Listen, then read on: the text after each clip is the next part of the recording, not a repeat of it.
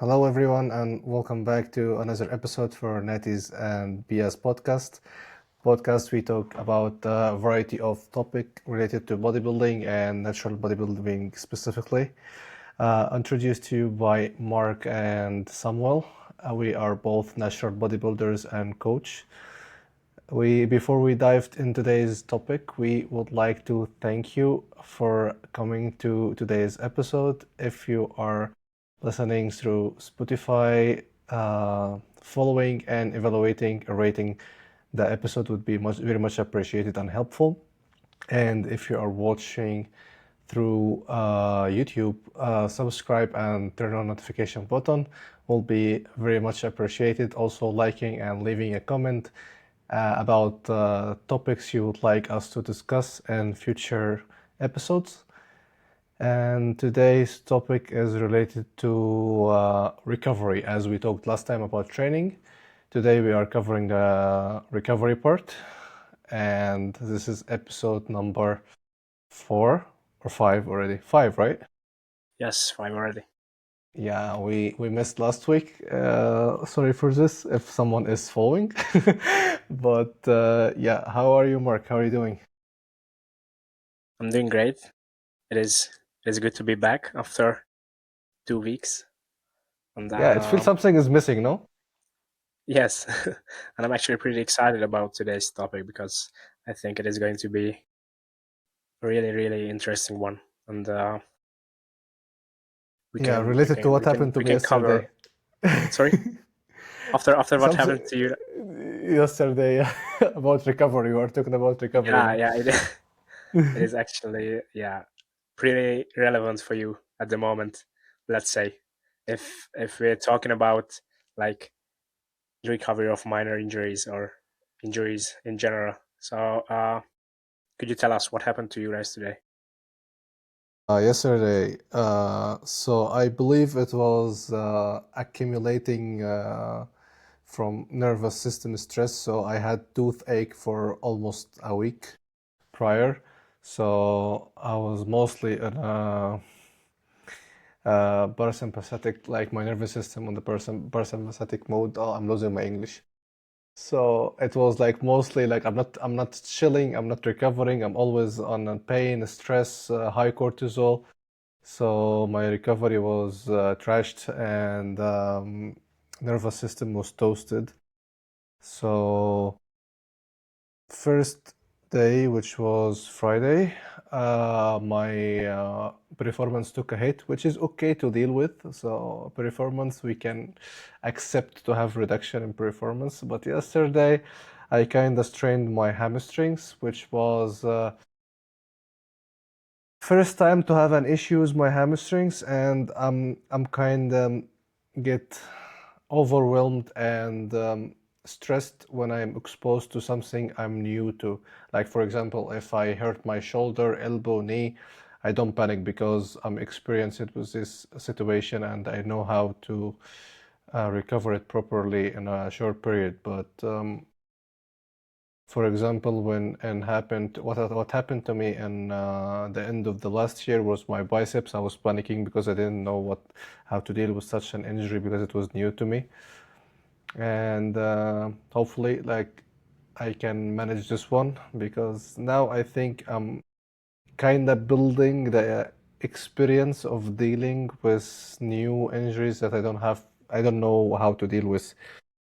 So basically, if the pain is tolerable, I should not stop completely because a lot of people, when they have pain, any sort of pain, they are so stressed and panicking that they stop all their activities and stay sedentary and limit their movement and their activities, which in most of cases are can actually be counterintuitive. So it's gonna be making it even worse. So if you are visiting a doctor or someone specialist in the injuries, they can give you the guidelines you're gonna use. But for if you are doing it yourself, for me, I didn't visit anyone because I was like, I don't know, I kind of not being arrogant or anything, but I kind of know the protocol of how to deal with this stuff.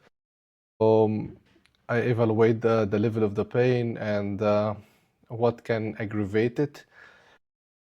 For example, the general rules I used to do recently is if the pain is somewhere under 4 or 5 out of 10, I I try first few days just to be more of relaxing to and not doing much activities.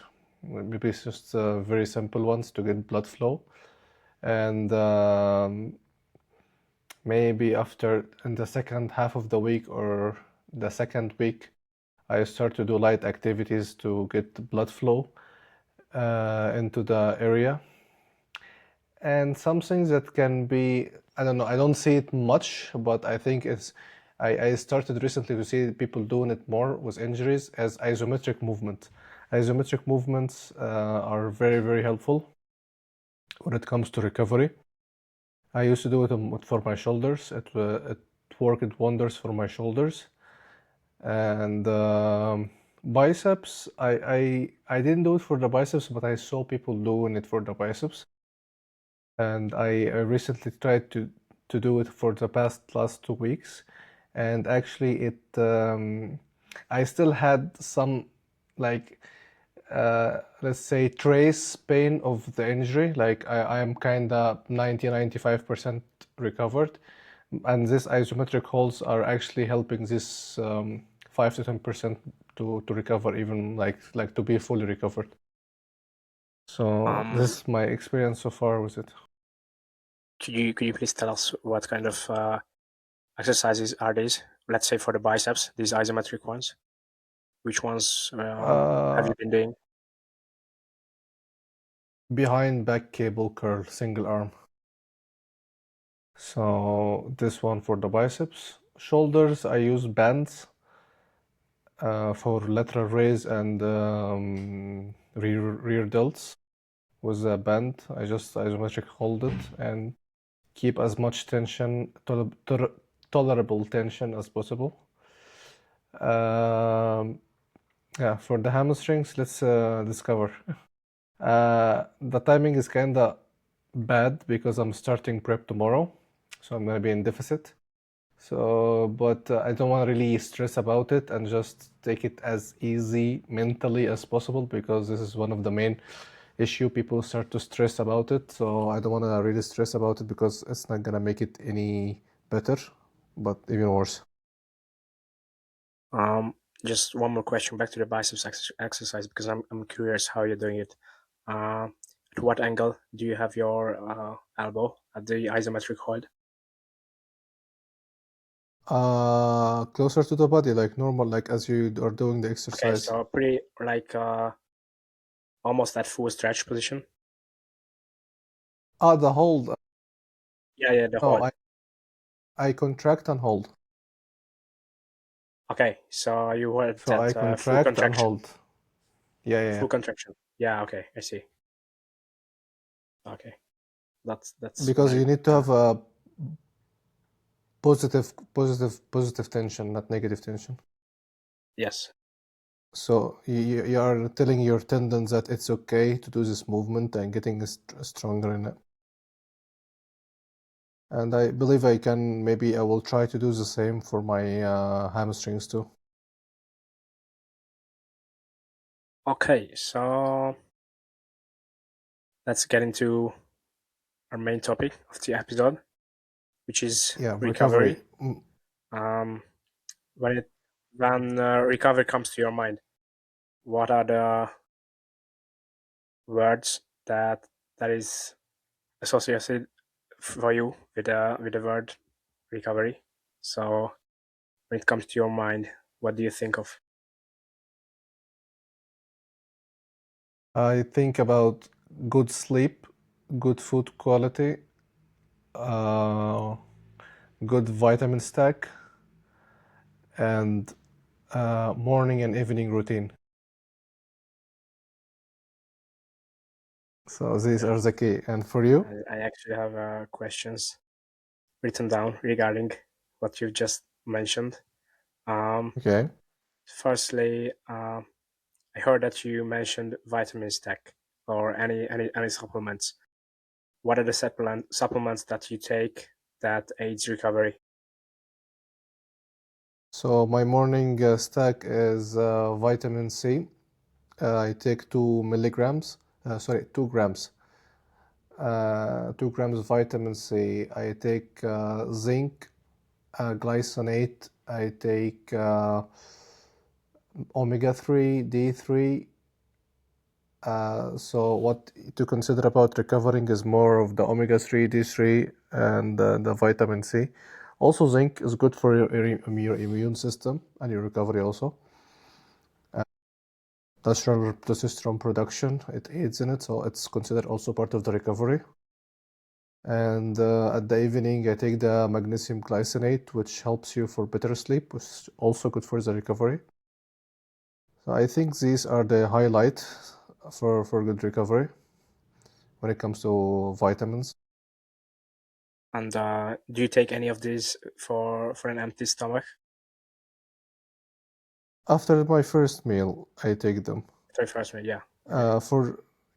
For zinc, it's sorry for the also iron. Yeah, I forgot.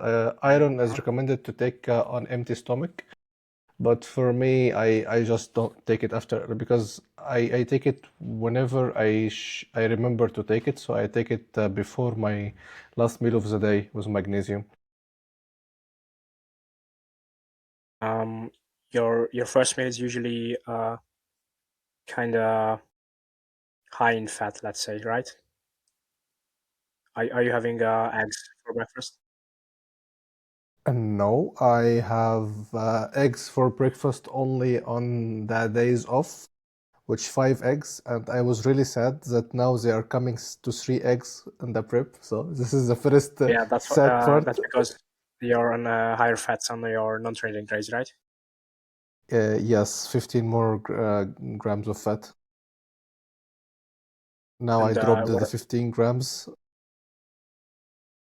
Okay, so your non-training days will be um how much 60 was it and since now? Okay, it will be it was 60 on non-training days. 75, now 60, and training days was 60, now 55. Okay, that's pretty low already. Yeah, I mean, I was a bit surprised because the deficit is 700 calories. I was expecting somewhere around 400 or 500 because we're still 26 week out. But Okay, so okay, you expected a lower decrease in calories, in total calories.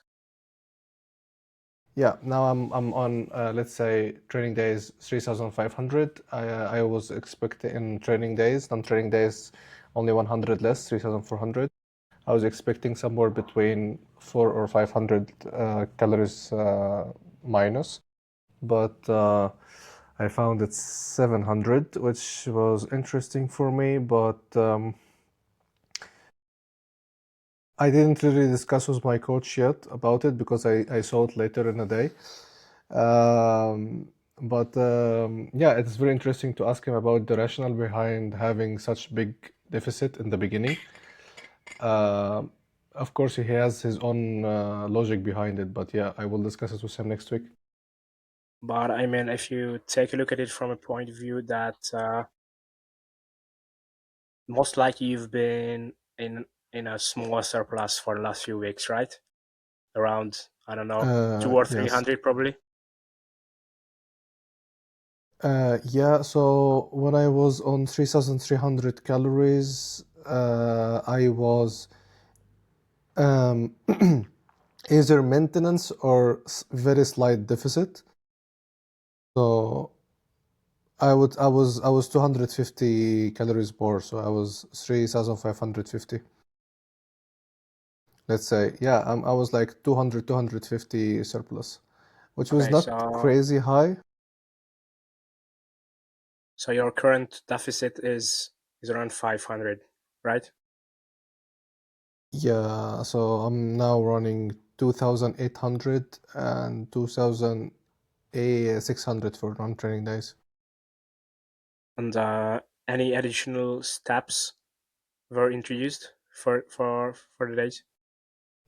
No, 10,000 space and 60 minutes cardio per week. How much? 60 minutes? 60 minutes, yeah.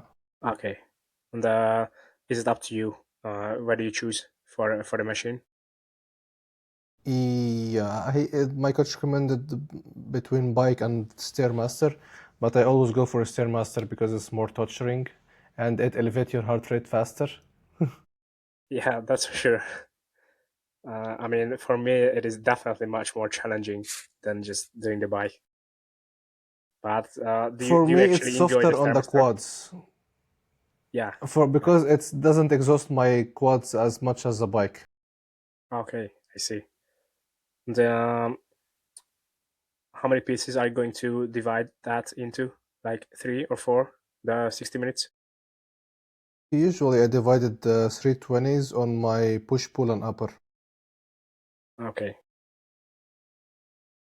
Yeah, after the training. That is actually good. So you've been doing 10,000 steps in your pushing phase as well. In my first pushing phase, I was doing 7.5K, but I always do more because I'm always on my legs. But this was the limits have been recommended to me. Usually, I do more than 10 because of being at the gym on my legs all day with clients. So, Okay, so it doesn't really take up like additional time from your day, right? no, like usually now my average is somewhere between 13 and 15,000. That's pretty high. That's like, I would say that's more than 2 hours of walking each day. Yeah, but for me, it's naturally because I go to the gym in the morning and then I have my workout, then I walk home, then I walk back to the gym for my evening clients and go back again. So I don't really do additional time for it. So between my place and the gym is 10 minutes walk. So there is 20 minutes going and coming back in the morning, and another 20 going and coming back in the evening, and walking around the gym with clients, and walking around the gym during my workout, and in my rest between sets during my workout. I don't sit. I just keep walking around the gym. So I just generating steps non-stop. Yeah, I mean, I was using that strategy. I mean, Georg is using that as well, and he suggested his clients to do that as well because we can actually do around, I don't know, like roughly probably like 3,000 steps during the workout if we keep walking uh, between sets. Yeah, or even more. Or do you You can usually even do have more. even more? Okay. Yeah, maybe almost 5,000 or something, or 4,000. And I actually was talking with the Georg about the texted him about the calorie deficit, and he told me it is a reasonable amount, the 700 calories.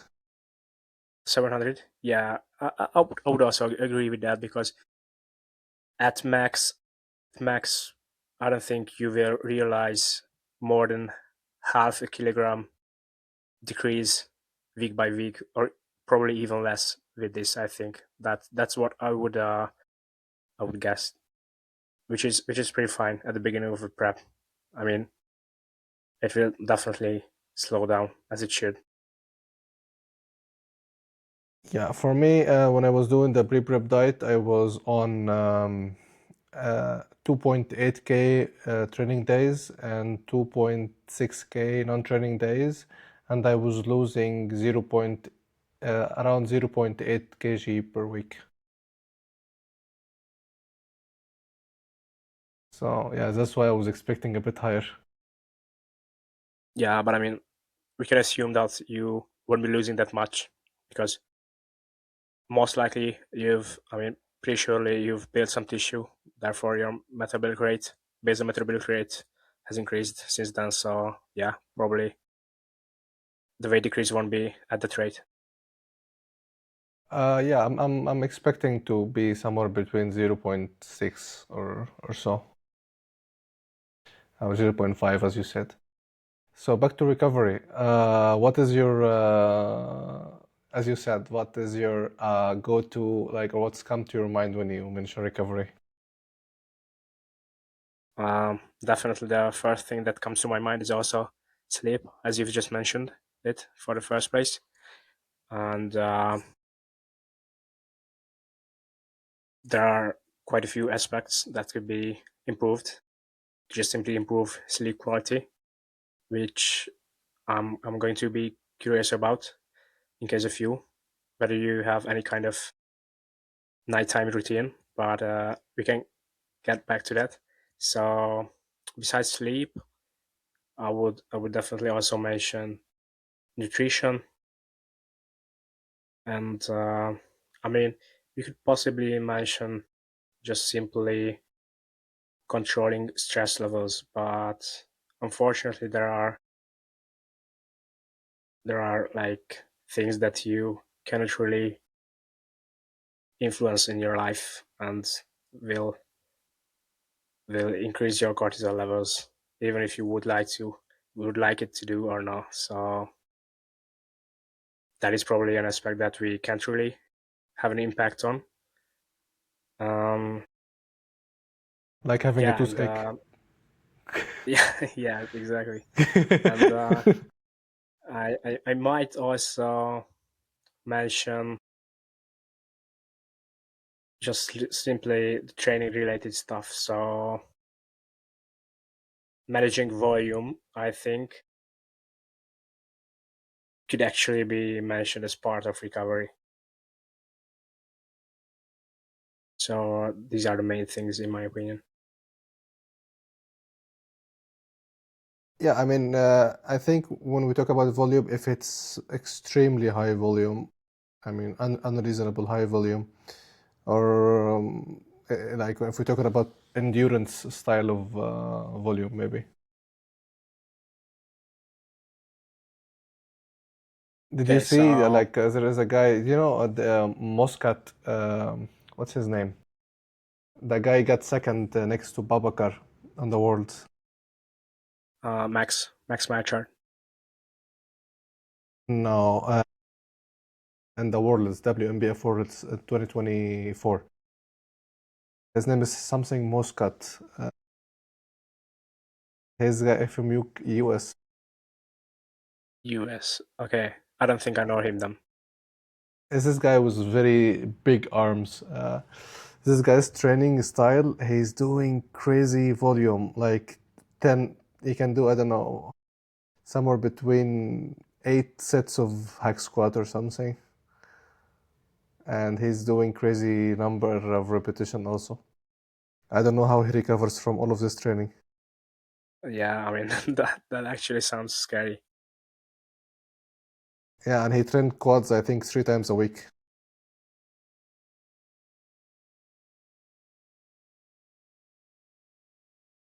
Do you think Sorry to your quads interrupt you. could handle more volume? Me, no. I am barely recovering on point when I come to next training session. Uh, Maybe on the second day of legs, because I have 4 days till the other workout day. But I mean, no, no, I can't handle more. So I have Mm, 6 sets in my first day, and second day I have 2 straight sets and leg press, and 2 rest pulls, one on leg extension and one on CC squat, and they are enough for me. which part of your legs recover the slowest?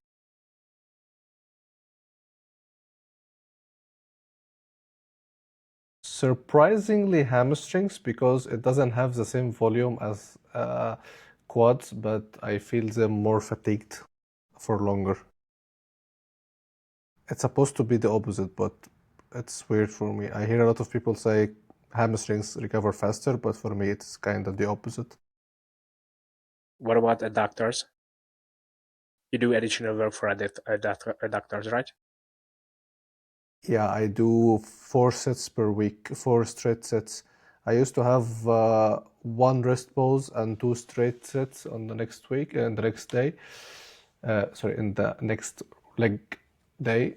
But now, after I get injury on my adductors, I don't do intensifiers and I just do straight sets. How's the recovery with that? Like definitely faster than hamstrings or quads? It was tricky for me because it's also something I didn't know how to fix it. Because I didn't have any previous injuries with my adductors. I did my research, but as I said in the recovery protocol before, isometric holds works magic. So isometric holds helped me a lot on fixing my adductors. You can search something called Copenhagen plank, or if you know it, which is it's basically a side plank, and you lift your knee on a pinch with the same level of your shoulder, Yes, and I you know hold what it. you're talking about. Yeah, and I did hold 30 seconds on the contraction, maximum contraction with the adductor, and then I drop my waist and put tension on the eccentric and hold it for another 30 seconds. This was game changer for me. For me, adductors, I think usually adductors are the ones that uh, actually recover the slowest. So it is pretty common that I almost still feel my adductors just a bit, even on the day I'm training it again in some cases. And I only do on Wednesday I do 2 working sets, and on Saturday I do 1. Wednesday and Saturday, so you have 3 days to rest. It should be okay, no? Yeah, Do I you still mean, do you overlap? Do you overlap recovery, or you are recovered by Saturday? I feel like it is recovered properly because I'm performing better and better each week with them. But sometimes they still kind of have that feeling that they are a bit sore. As long as it's not getting worse, sore, and it's recovering, it's okay. For me, I was doing calves 3 times a week, and I couldn't recover from it. I know people do 4 times a week and they recover. But for me, 3 days a week was too much. That I was even regressing on my workout for calves, and I had to cut one. And now I'm doing only two, and my calves are the biggest and best shape so far in my life, from doing only 2 times a week. Uh, I do 4 sets per time, two straight leg, two seated, and I it's working magic for me. Like I can't even tell that I wouldn't believe that this would be my calves one day. I had really bad calves before. So you're actually progressing those movements 2 times a week. This works best for me, yeah. And it's completely individual. People can progress from two, people can progress from three. Some people can tolerate four, which is rare, but it still exists. But yeah, I found for 2 times per week is a sweet spot for me. Okay, so back to what I mentioned. I wanted to ask you, do you have any nighttime routine to provide better sleep for yourself? Uh, yes, I would say it's working good, but now because I'm used to it, I'm searching for even better. So my good sleep starts from the morning, actually. I use because here we have no sun in the winter or more than 6 months a year. But now sun thankfully started to come back. I'm using 10,000 lux lamp in the morning to get exposed to. So it helped my body to know that it's morning time and help with fixing my circadian rhythm that morning is here. I use a brand called Lomi. I ordered it from UK. Definitely not the cheapest, but I know one of my clients tried that cheaper one from Amazon, and he told me that the light got weaker by time. But so far with me, this one is working good. And nighttime, I have blue light blockers. I wear them somewhere between 1.5 to 2 hours before sleep. And my phone is like 1 hour before going to sleep is already on don't disturb mode, so I don't disturb myself with notifications or annoy myself. I just, when I want to check my phone, I just check it, but I don't let any kind of notification irritate my peace of mind and just put something on my laptop to watch a series or movie or something. And I eat my last meal like 2 hours before sleep and drink herbal tea like chamomile or mint after my last meal. So basically, this is most of my liquids at night. I take this tea and maybe a few sips of water, but I try to cut water at least 2 hours before sleep, if not three, because I found it's like I go to toilet a lot at the like waking up a lot in the middle of the night. Now I do only one time, which is good. I reach it sometimes going to the toilet like 3, 4 times during the night, which was crazy and irritating my sleep. But mainly the blue light blockers and the morning light are game changer for me when it comes to sleep quality. So, do you consider going to the toilet just once at night is acceptable and fine for you? Wintertime, yes. Summertime, okay, but not every night. Yeah, because it is like an every night thing for me as well. Well, I don't know. I thought about it and I'm not sure whether it's normal or not because literally for everyone, what I can hear is that they sleep through the whole night until morning. I would say two things are related to this. The amount of water we drink as bodybuilder during the day because we drink a lot of water. Second thing is stress levels because yeah, it's part of being mature. At some point, you're gonna do this. You know that you grow older and have more responsibilities and more things to think about when you wake up in the middle of the night and go to the toilet. So I believe, yeah, it's one of the stress markers. But for me, I try not to light any light when I go to the toilet at the night. It's just even if I can't see anything and just I pee while sitting, better than opening the light because I don't want to get my body into being awake mode, just still sleeping mode. And I use also face mask and earplugs. It helps me to go in even deeper sleep. Mm-hmm. I've never tried earplugs before. Aren't they uncomfortable? There is a brand which, because I get disturbed easily if something in my ears, but I got this brand and it was like very, very soft and non-noticeable. I don't know. I think the name is Alban. You can find it in Molar. You can also find it in the pharmacies, but it's a bit expensive, and Molar is cheapest.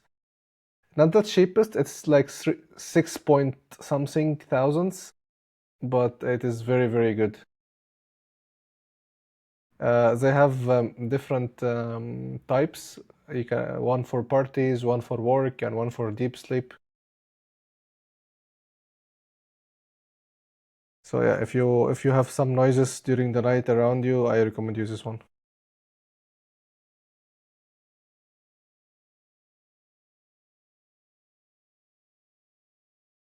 Would you actually consider sleep as the most important part of recovery, or you wouldn't like rank it that way, or you couldn't even rank like which is more important, let's say nutrition or sleep or anything else?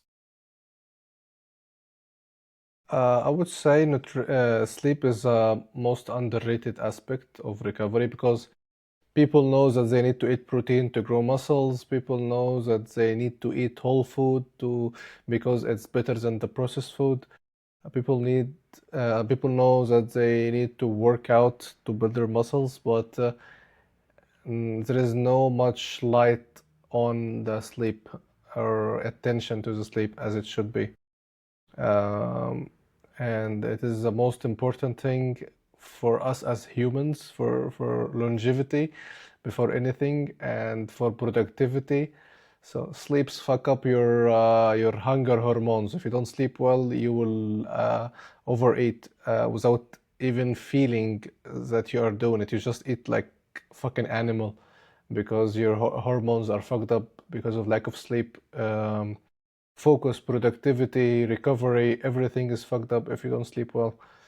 And it's gonna like progress if you don't sleep well for longer, because the longer you don't sleep well, the progression and these shitty habits, and you're gonna be actually a bad person when you don't sleep well, basically, because you are gonna be more stressed, more nervous, and you are not gonna be the nicest person people would like to have around when you don't sleep well most of the times. Yeah, I can definitely agree with what you just said.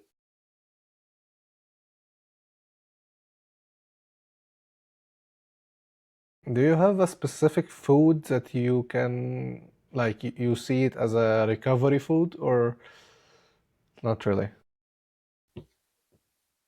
That is a really good question. I actually haven't thought about this before, so I don't think I could mention any type of food that I think of this way. You do, right? Not strongly, but I feel I'm more comfortable with food with um, moderate fat because most of our food is kinda low in fat. So these meals, I like to put the fats more on the meals before sleep. So I am my body is more relaxed and more satiated. So I put my nut butter more and before sleep, and the oats also oats has, I don't know, 7 grams of fat, or no, I don't know really, but it's more than rice. It has more fat Yeah, definitely more percentage than in rice. it. Exactly. So yeah, I have the oats and nut butter at the evening. So it's more satiating. And now I am doing something extra to my oatmeal. I started to add 5 grams of cocoa powder. So it's more like a pudding now, chocolate pudding. It's so tasty. I would recommend it to try. And 15 You grams, you're adding 5 grams, sorry. cocoa powder. Yes. Okay. I saw AJ doing it in his YouTube video, so I give it a try, and it is a good one. It feels like a protein pudding.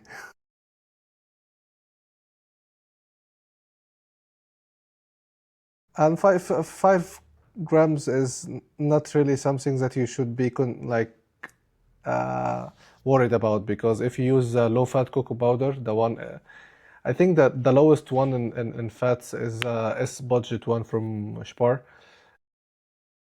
It has only, I don't know, 10 or 11 grams per 100 grams fat. So basically, if you use 5 grams, it's like 15 calorie. Nothing much. Yeah, I actually have reduced fat one from Tesco. and I'm not sure, but that even be lower than that in calories. I will definitely check. But if I remember correctly, I don't think that's higher than 200 calories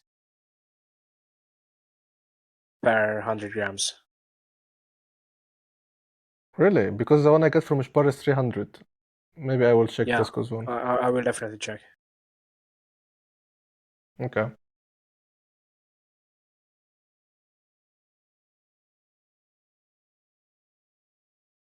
Do you usually go to sleep at the same time as like every Yeah, day? actually, this is one of the points we didn't talk about. Yeah, going to sleep every time is one of the things that help you to regulate your sleep. And it actually now I wake up every time before my alarm hits, so I don't.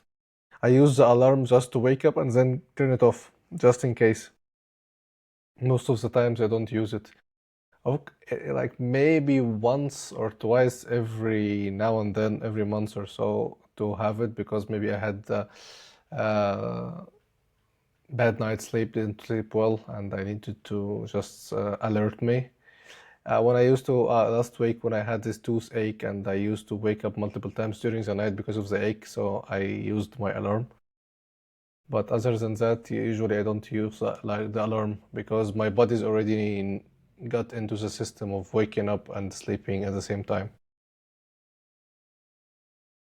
Yeah, it is. It is pretty much the same for me.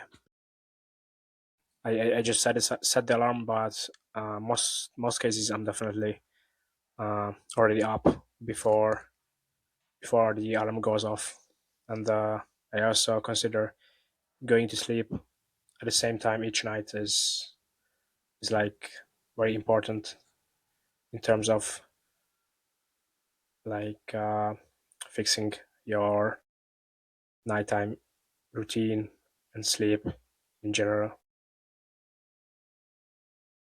Yeah, definitely. I think we covered all the parts regarding to sleep now. I think, yeah, nothing else to mention about sleep.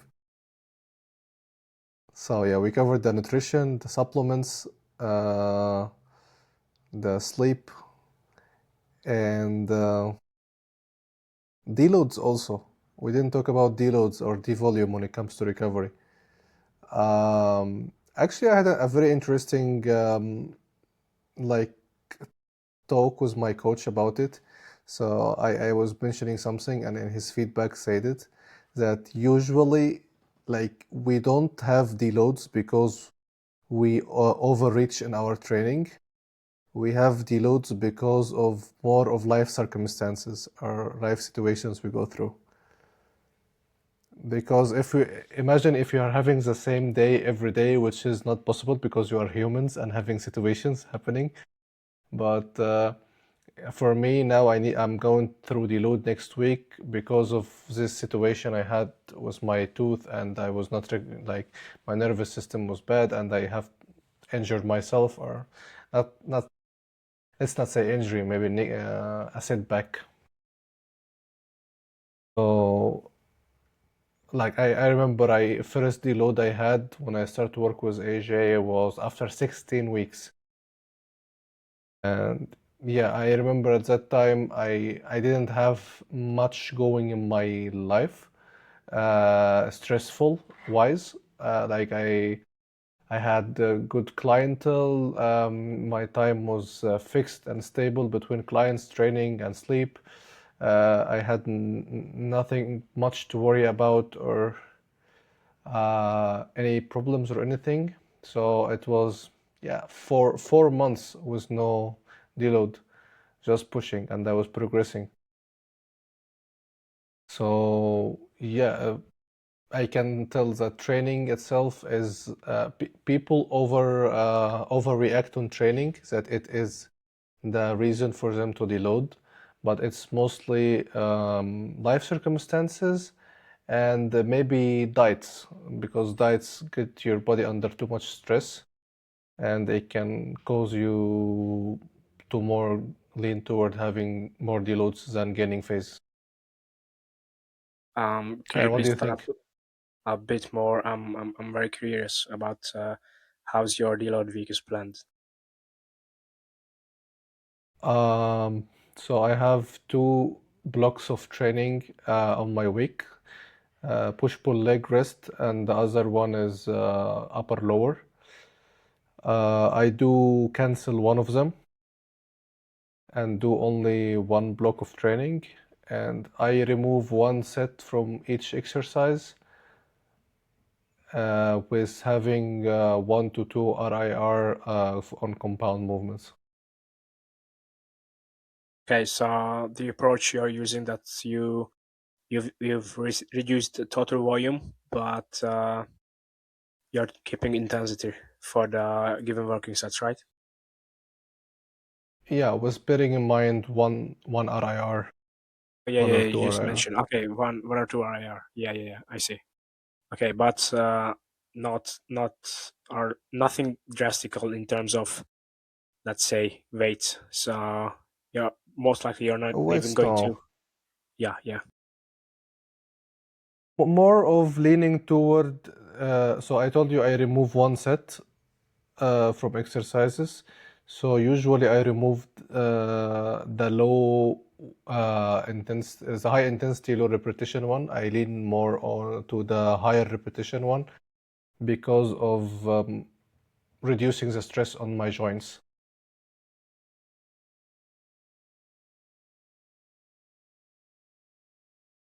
Are you not doing the same with your deloads, or how it does go when you do deloads?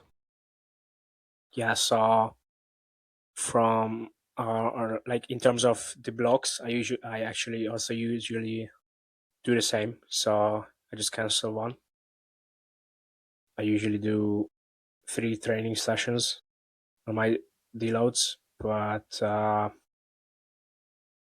as I've been doing them recently, I actually reduced uh, weight to around I don't know, 70 or 80% of my working sets.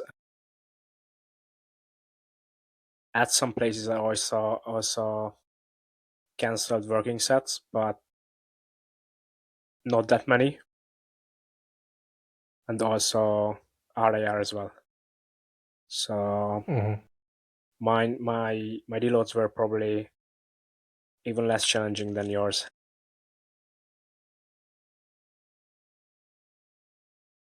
But I have to admit that I fucking hate doing deloads.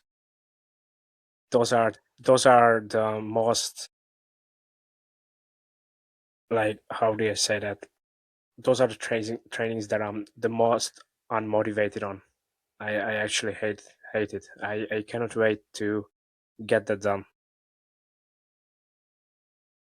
I agree, and I what I hate more is the week after the deload because you don't wanna push too much because you can really injure yourself. It is really tricky the week after the deload. So it's basically 2 weeks of. I saw someone calling the deload blue ball, like blue balling yourself. Yeah, I mean, and it is actually pretty noticeable that after you get back from a deload, I don't think you could immediately perform at that level that you did before the deload. I mean, that's what I've experienced in my case, because I have to be honest, I did it a few times that after a deload, I immediately wanted to get back to my working weights and intensity, and I was just not able to do that because I think the nervous system has not adjusted to that intensity again. Yes, I did actually injure my lower back on summer in my first deload because of that. I went full intensity, not full intensity, but still, I didn't respect that it was a week after the deload that much that it didn't go well for me. Yeah, but the previous one, I already did it. Like, I had my, I think, first block after the deload with still a bit less intensity, and the second block of the following week I already did maximum intensity, which already felt fine, luckily. For me, I prefer to keep the whole week because I injured my lower back in the second block of the week. So yeah, I prefer just to keep it. I mean, yeah, do my weights, but I don't push that one last hard rip. I can tolerate this one rip. I don't push it. It's okay. And I pay very much attention to my warm-up sets. I take my time in warm-up sets the week after the deload week.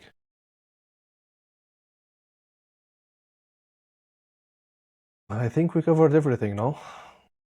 Yeah, I think so. Yes. Okay, so I think we came an end. It went so fast this episode. Like I didn't feel that Yes. much. Yes. It was rapid fast. This 50 minutes. Yeah. So guys, thank you for listening and watching as always. And don't forget to rate our episode and follow and subscribe for next week and every week episode. And if you would like to follow us on social media, I will drop our links in the description. And also, if you are interested in coaching with me or Mark, we can reach us out also through our social media and the links in the description. I'm losing my English by the end of the episode. Yeah, okay. See you next week. Thank you. See you.